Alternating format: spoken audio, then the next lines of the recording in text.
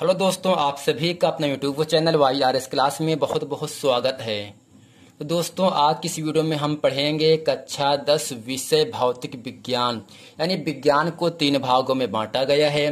भौतिक विज्ञान, रसायन विज्ञान, तीसरा आपका है जीव विज्ञान। यानी प्यारे बच्चों, इस वीडियो में मैं आज आपके सामने कक्षा 10 का भौतिक विज्ञान जो आपका पहला पाठ है प्रकाश का परावर्तन, जिसे हम इंग्लिश में कहते हैं रिफ्लेक्शन ऑफ लाइट। तो इसके पहले के वीडियो मैंने आपको कुछ प्रश्नों को अच्छे तरीके से बता दिया था। तो आइए चलते हैं। प्रश्न आपके सामने कह रहा है प्रतिबिंब, जिसे हम इंग्लिश में कहते हैं इमेज। यानी प्यारे बच्चों, प्रतिबिंब का मतलब होता है परछाई, छाया। यानी इमेज किसे कहते हैं? तो इसका उत्तर हम लिखेंगे अच्छे तरीके से आपके सामने। जब दर्पण के सामने किसी वस्तु को रखा जाता है तो उसकी जो आकृति दर्पण में बनती है उसी को उस वस्तु का प्रतिबिंब कहते हैं।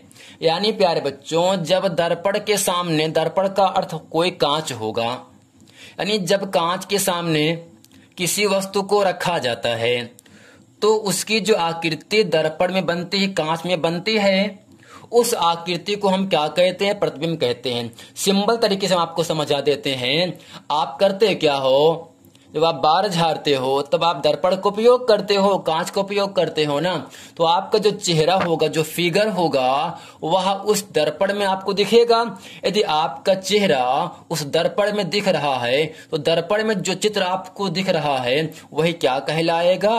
प्रतिबिंब कहलाता है। यानी प्यारे बच्चों, जब दर्पण के सामने, जब कांच के सामने किसी वस्तु को रखा जाता है तो दर्पण में या कांच में जो प्रतिबिंब बनता है उस प्रतिबिंब को हम कहते हैं, उसे क्या कहते हैं? प्रतिबिंब कहते हैं। सिंबल यही है। जब आप बाल कटवाने जाते हो तो आपका जो चित्र है, जो आपका फिगर है, जो आपकी फोटो है, वह कांच में बनता है ना।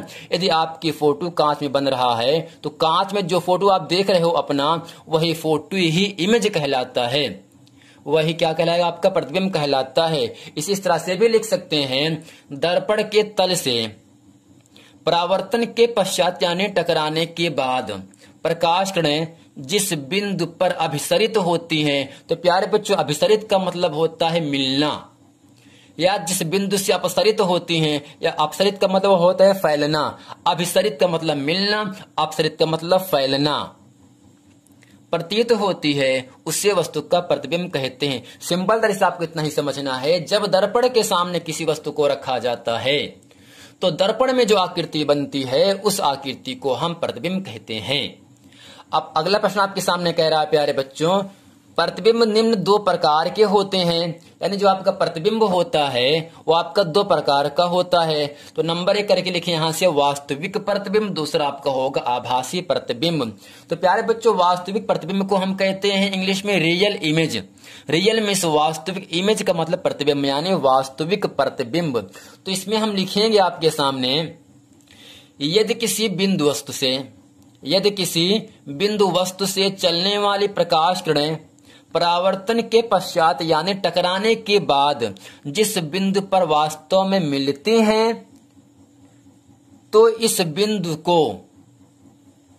बिंदु वस्तु का वास्तविक प्रतिबिंब कहते हैं। इससे किसी पर्दे पर प्राप्त किया जा सकता है। यानी प्यारे बच्चों, आपसे पूछ सकता है प्रश्न, किस प्रतिबिंब को पर्दे पर प्राप्त किया जा सकता है? तो आपको बताना है वास्तविक प्रतिबिंब, यानी वास्तविक प्रतिबिंब को हम पर्दे पर प्राप्त कर सकते हैं। तो जैसे इसका हम एग्जांपल समझ लेते हैं प्यारे बच्चों। इसमें कह रहा है, यदि किसी बिंदु वस्तु से, तो मैंने क्या मान, वो कोई आपका बिंदु वस्तु हो गया, जबकि ये आपका दर्पण हो गया। यदि दर्पण में पॉलिश बाहर किया जा रहा है तो आपका अवतल दर्पण होगा। अगर इसके अंदर पॉलिश किया गया होगा तो आपको उत्तल दर्पण कहलाएगा। तो यानी ये जो बिंदु O है, इस बिंदु O से कुछ किरणें जा रही हैं दर्पण अवतल पर, क्या कर रहे हैं? जा रहे हैं। तो जाने के बाद क्या हो गया? किरणें यहां से गई, टकराया यहां से तो ये गुजर गया, दूसरा यहां से गया, टकराया, ये गुजर गया, तीसरा फिर यहां से गया, टकराया, ये गुजर गया। तो प्यारे बच्चों, यहां काट रहा है, यहां काट रहा है, यहां काट रहा है ना। तो आपको मैंने क्या बताया, यदि किसी बिंदु O है ना, यदि किसी बिंदु वस्तु से चलने वाली प्रकाश किरणें परावर्तन के पश्चात यानी टकराने के बाद जिस बिंदु पर काटती हैं उस बिंदु को हम क्या कहते हैं, वास्तविक प्रतिबिंब कहते हैं। तो प्यारे बच्चों, ये किरण गई टकराए, यहां मिला, ये गया काटा यहां मिला, ये गया काटा यहां मिला, यानी 3 किरणें यहां बिंदु ओ से निकली, तीनों यहां पर काटे, यहां।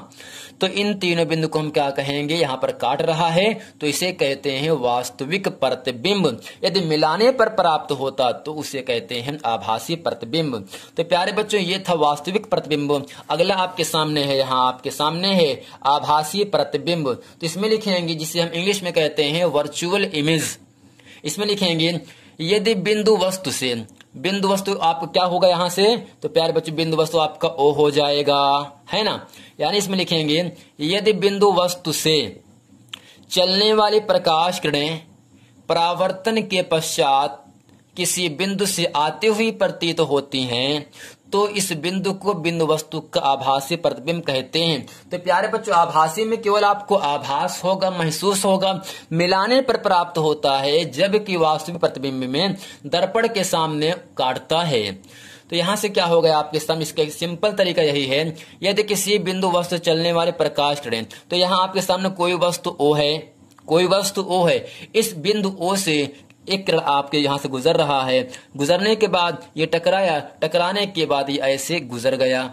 दूसरे किरण आपके सामने यहां से है, यहां से डाला, इस पर टकराया और ये आगे निकल गया, ऐसे ही। यानी इन दोनों किरणों को हम जब आगे मिलाते हैं तो डॉट डॉट करने के बाद ये आई पर मिल जाते हैं ना।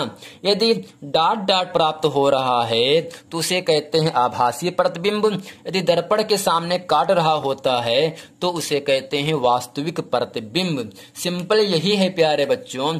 यदि बिंदु वस्तु से चलने वाली प्रकाश किरणें परावर्तन के पश्चात यानी टकराने के बाद किसी बिंदु से आती हुई प्रतीत होती हैं तो इस बिंदु को बिंदु वस्तु का आभासी प्रतिबिंब कहते हैं। अब यहां से आप कहोगे ये जो किरण आपसे गुजर जा रहा है तो ये बिंदु कहां से, आई से आ रहा है ना, तो ये ऐसे गुजर जा रहा है, ये ऐसे गुजर जा रहा है, तो बिंदु आई क्या होगा आपका, एक आभासी प्रतिबिंब का कार्य करता है। तो प्यारे बच्चों, उम्मीद करते हैं वास्तविक प्रतिबिंब, प्रतिबिंब और आभासी प्रतिबिंब आप ऐसे अच्छे तरीके से समझ गए हैं। अगला हेडिंग आपके सामने है गोलीय दर्पण, जिसे हम कहते हैं इंग्लिश में स्फेरिकल मिरर।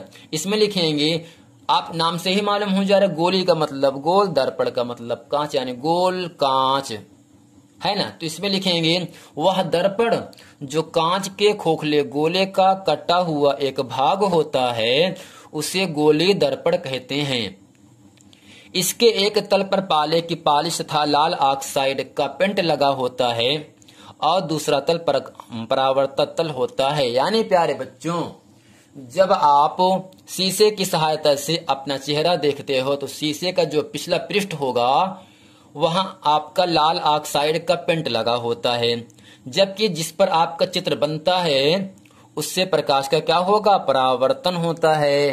तो यानी यहां से आपको इतना ही समझना है, वह दर्पण वह कांच जो कांच के खोखले गोले का कटा हुआ एक भाग होता है उसे गोलीय दर्पण कहते हैं। यानी प्यारे बच्चों, गोलीय दर्पण के 2 पृष्ठ होते हैं, एक पृष्ठ पर पारे की पॉलिश तथा लाल ऑक्साइड का पेंट लगा होता है, जबकि जो दूसरा तल होता है उनसे प्रकाश का परावर्तन होता है। तो प्यारे बच्चों, उम्मीद करते हैं गोलीय दर्पण आप समझ गए हैं। तो अगला हेडिंग आपके सामने है गोलीय दर्पण निम्न 2 प्रकार के होते हैं। यानी प्यारे बच्चों, जो आपका गोलीय दर्पण होता है, गोल दर्पण होता है, वो आपका 2 प्रकार का होता है। पहला आपके सामने है अवतल दर्पण। तो प्यारे बच्चों, नाम से आपको समझ लेना है अवतल। अवतल का मतलब उभरा हुआ, अवतल का मतलब उभरा हुआ, दर्पण का मतलब कांच, जिसे इंग्लिश में कहते हैं कनकेव मिरर। इसमें लिखेंगे ऐसा दर्पण जिसके दबे हुए तल से परावर्तन हो। तो किसका परावर्तन होगा, प्रकाश का होगा प्यारे बच्चों परावर्तन, आपको याद रखना, ठीक है। यानी ऐसा दर्पण जिसके दबे हुए तल से परावर्तन होता है और उभरे हुए तल पर पॉलिश लगी हो उसे अवतल दर्पण कहते हैं। यानी प्यारे बच्चों, सिंपल आपको समझना है, दर्पण 2 तरीके से होता है, एक आपका ऐसे होगा, दूसरा आपका ऐसे होगा। यदि इस पर पॉलिश अगर बाहर किया जा रहा है अगर पालिश बाहर किया जा रहा है तो हम इस दर्पण को क्या कहते हैं? अवतल दर्पण कहेंगे। यदि पालिश अंदर की ओर किया गया हो, यानी ऐसा दर्पण जिसके दबे हुए तल पर पालिश लगी हो जबकि जो उभरा पृष्ठ है उस पर पालिश न लगा हो, तो उस दर्पण को हम कहते हैं उत्तल दर्पण। नाम से मालूम है अवतल का मतलब उभरे हुए पृष्ठ पर पालिश लगा होगा, जबकि उत्तल का मतलब होता है दबा हुआ।